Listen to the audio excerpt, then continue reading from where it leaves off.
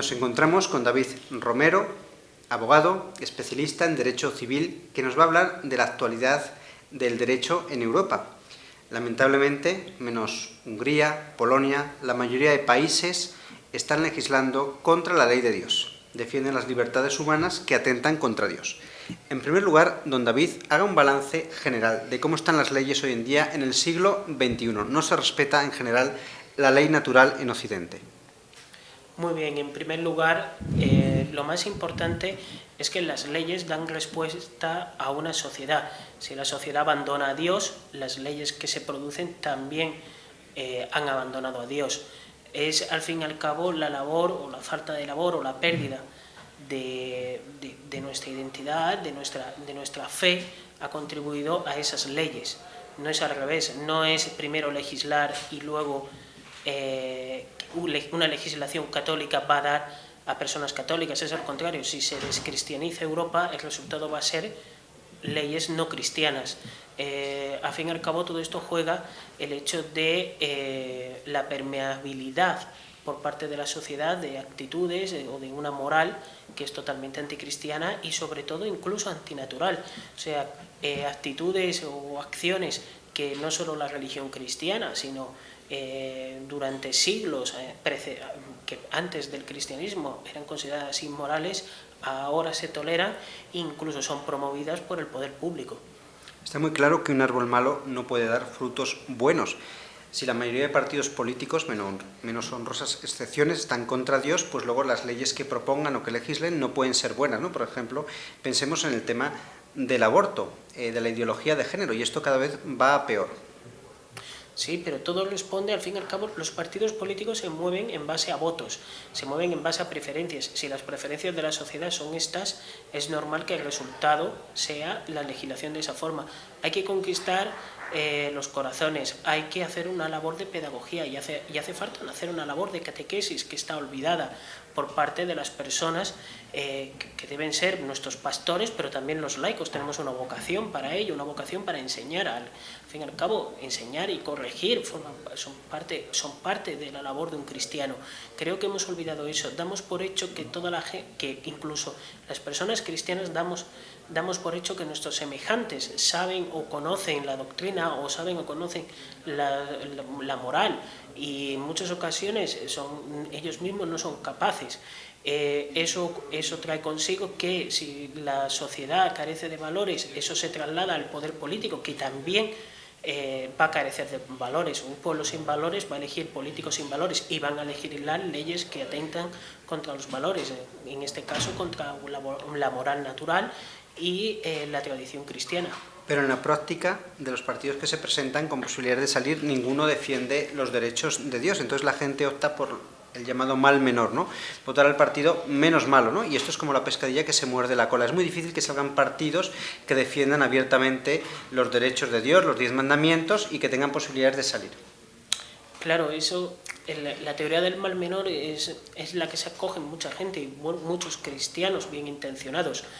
Pero también es cierto que ya el mal menor no existe, incluso ya todo es mal, no existe graduaciones de mal, el mal es mal.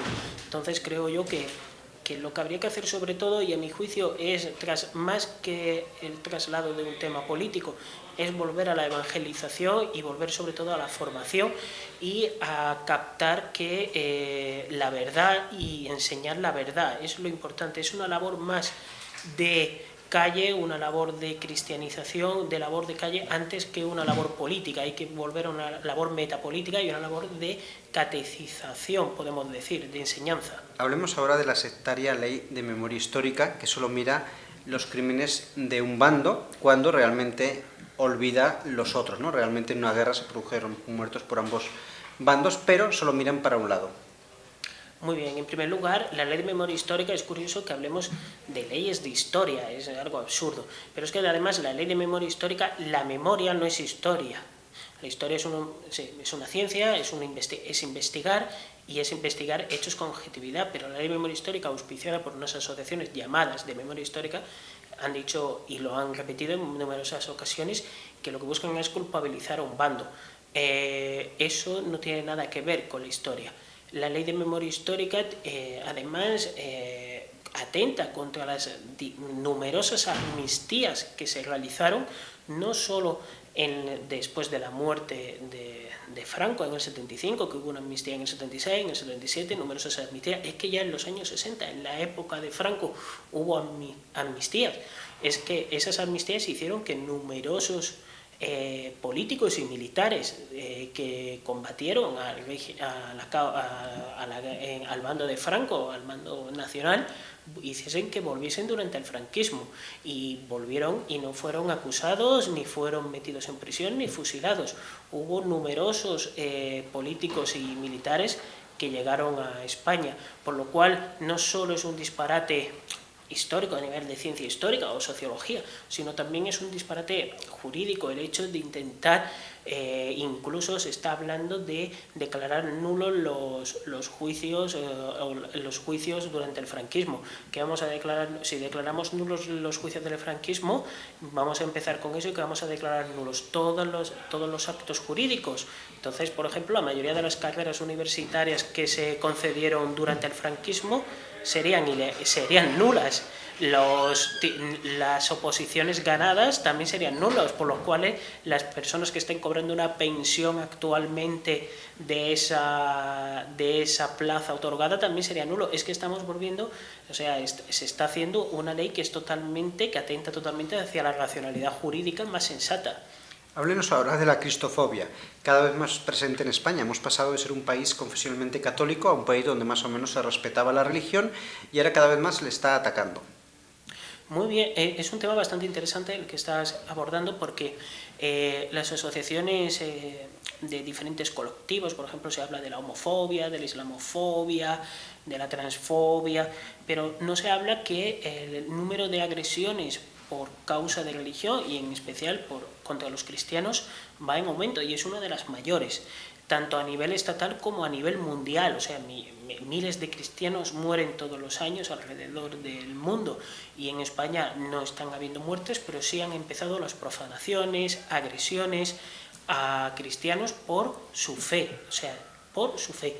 Y es curioso que esas agresiones pues son minorizadas o son ridiculizadas a la hora de que se denuncien, y los medios de comunicación tratan las agresiones sufridas por cristianofobia, son tratadas por los medios de comunicación y por los políticos como algo menor, mientras que realizadas por otra, que son igualmente deleznables. O sea, cualquier agresión, cualquier persona cualquier persona, hay que condenar cualquier agresión, venga de donde venga, pero sí es cierto que se valoran las agresiones por diferente forma, e incluso se intentan justificar. Incluso se callan, ¿no? Las violaciones, cuando son de musulmanes, pues se intenta ocultar. Bueno, existe por ejemplo, en Suecia o en otros países de Europa, sí es verdad que a nivel criminalístico, en nivel de estadísticas de criminalística, se está obviando la nacionalidad del infractor o el origen étnico. Eso no solo pasa, por ejemplo, en el caso paradigmático que se ha denunciado muchos en Suecia, pero también ha pasado, por ejemplo, en Francia. En Francia, por ejemplo, se llegó a sacar un libro en el cual habla bastante bien de los tipos de crímenes y qué pasaría si a los crímenes se le otorgase el origen étnico o religioso por parte del agresor y la víctima. Por lo tanto, creo que realmente en Europa existe primero un complejo de culpa y luego un autoodio o una verdadera voluntad de suicidio por parte de todos los europeos. Creo que es el último estadio del nihilismo, que es al fin y al cabo cuando uno, como decía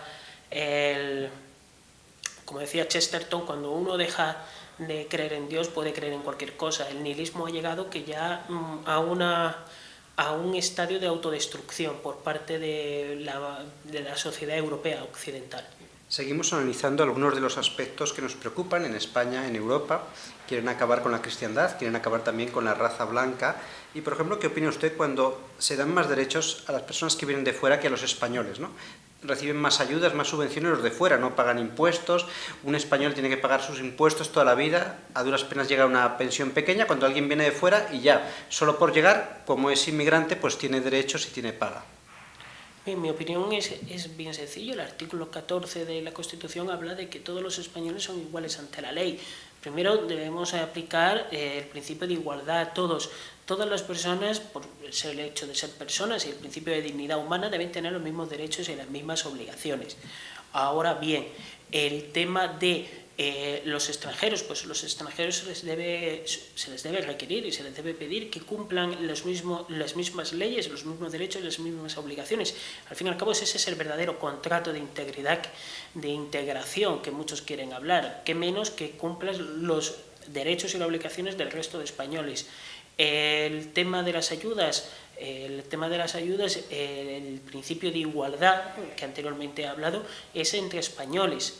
Hay países como que podemos decir que no tienen un déficit democrático y que son totalmente democráticos, como pueden ser Suiza o Canadá, donde la sanidad, por ejemplo, no es universal, donde un extranjero debe presentar un seguro sanitario antes de entrar y debe presentar también un expediente médico en el cual diga que no tiene ninguna enfermedad que pueda correr peligro. Son países que en ningún momento podemos decir que violan los derechos humanos. Creo que el mayor problema que pasa en la sociedad europea, pero sobre todo en España, es el complejo de culpa o el complejo de estar avergonzado. No sé muy bien si de la leyenda negra o no sé qué complejo de culpa tenemos, que intentamos ser los más humanitaristas de todos, pero por el hecho solo de intentar callar esa culpa, pero de una forma totalmente idiota, porque, por ejemplo, nos intentamos preocupar por cosas que no tienen nada que ver con nosotros, cuando, por ejemplo, nuestros hermanos más cercanos o nuestros familiares más cercanos pueden estar en una situación peor incluso que otras personas. Creo que es el nihilismo total ha hecho que las personas hayan perdido la razón y se muevan por el sentimentalismo que les transmite los medios de comunicación, la prensa o el político de turno. Pero vayamos al fondo de la cuestión. Esta inmigración masiva obedece a un plan para acabar con la cristiandad, con los signos de identidad de los pueblos. Pensemos pueblos españoles llenos de españoles, hoy en día pues parecen una Babilonia, ¿no? Pues lleno de chinos, de musulmanes, que no tienen nada que ver, ¿no? Están cambiando la fisonomía de nuestros pueblos, de nuestras ciudades. Bueno, es el resultado de la globalización, del mundo global, de la aldea global. Es la dinámica del mercado, o sea, el liberalismo aspira a una sociedad donde haya plena libertad de personas, bienes, servicios y capitales.